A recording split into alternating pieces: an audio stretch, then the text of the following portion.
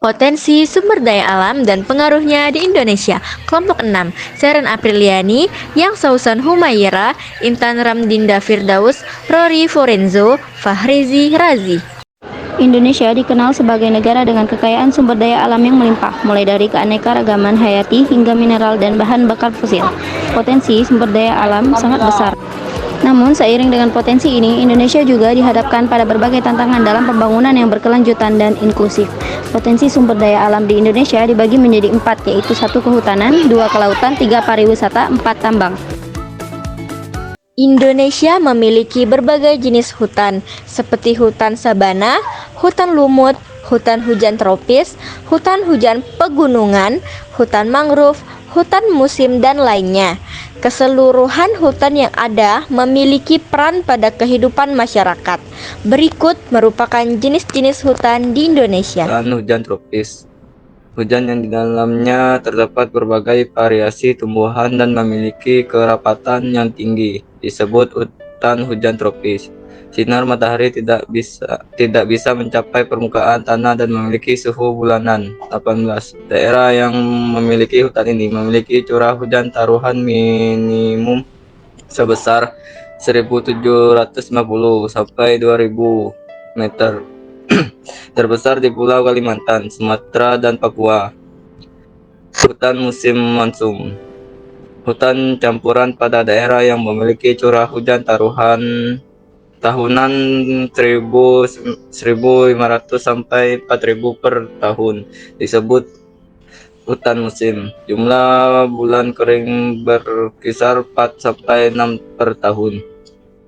Pada musim kering, pohon yang ada di hutan musim beradaptasi dengan keguguran daunnya, mengurangi penguapan agar dapat tetap hidup dan berkembang. Tersebar di Indonesia bagian tengah, yaitu Jawa dan Nusa Tenggara.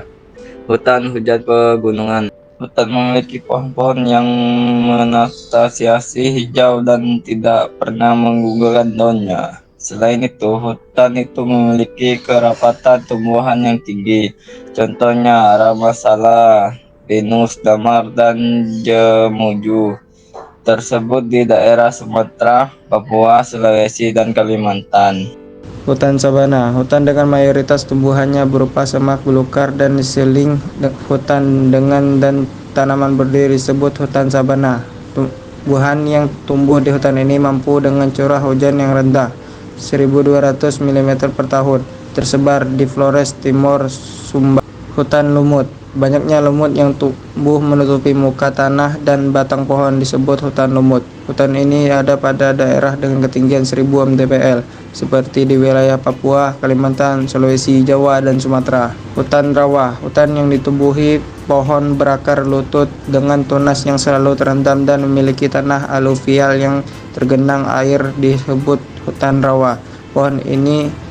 Pohon di hutan rawa memiliki tajuk berlapis yang mencapai ketinggian 50 hingga 60 meter, tersebar di Papua, Kalimantan, Sumatera. Hutan mangrove, pantai pasang surut, payu mangrove. Formasi hutan khas tropika adalah jenis hutan ini. Hutan mangrove terdapat di pantai berlumpur, sedikit berpasir, dan tenang.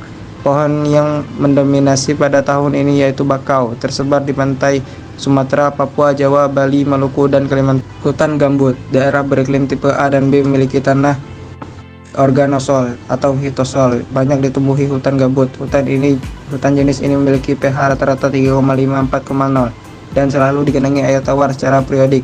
Hutan ini tersebar di Kalimantan Barat, Papua, Riau, dan Kalimantan Tengah. Wilayah Indonesia sebagian besar berupa perairan dengan luas laut 5,9 juta kilometer persegi.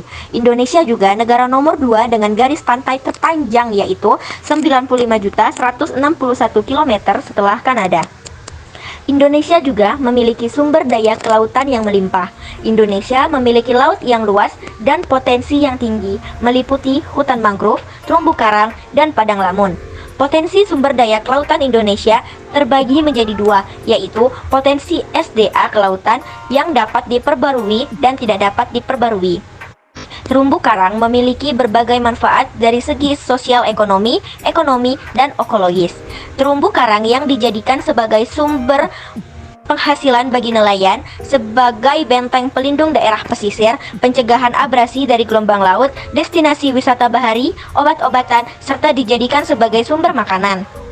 Terumbu karang tersebar di Indonesia bagian tengah dan timur meliputi Papua, Sulawesi, Lombok, dan Bali. Selain itu, terumbu karang juga dapat ditemui di pantai barat dan ujung Sumatera serta di Kepulauan Riau. Pariwisata. Indonesia merupakan salah satu negara kepulauan dengan berbagai suku, bahasa, ras, budaya, agama, dan berbagai macam keindahan alam yang dapat dijumpai.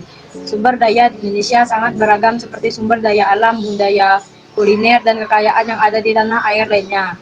Pariwisata adalah segala aktivitas wisata yang didukung dengan sarana dan prasarana untuk kepentingan hiburan atau kepentingan pribadi lainnya. Pariwisata juga berarti rangkaian kegiatan wisata yang didukung fasilitas dan layanan dari masyarakat, pengusaha, dan pemerintah. Potensi pariwisata Indonesia diuraikan di bawah ini. Wisata alam, kegiatan rekreasi yang memanfaatkan keberadaan sumber daya alam secara alami maupun dengan budidaya disebut wisata alam.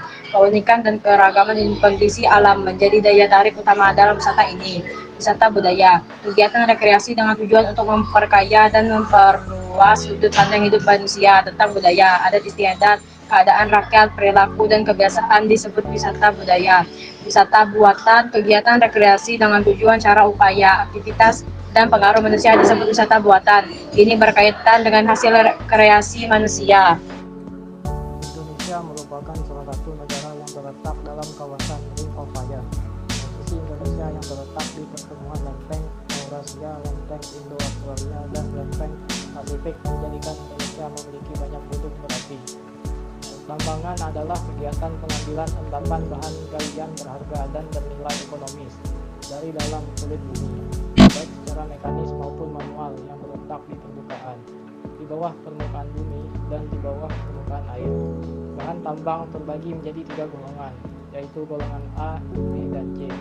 Yaitu bahan galian A merupakan bahan strategis yang berfungsi untuk pertahanan, keamanan, dan perekonomian negara, seperti minyak bumi, batu bara, dan gas alam. Dan bahan galian B merupakan bahan vital karena untuk menjamin kepentingan hidup orang banyak seperti besi, pangan, tembaga, dan bahan galian C merupakan bahan yang tidak termasuk dalam bahan.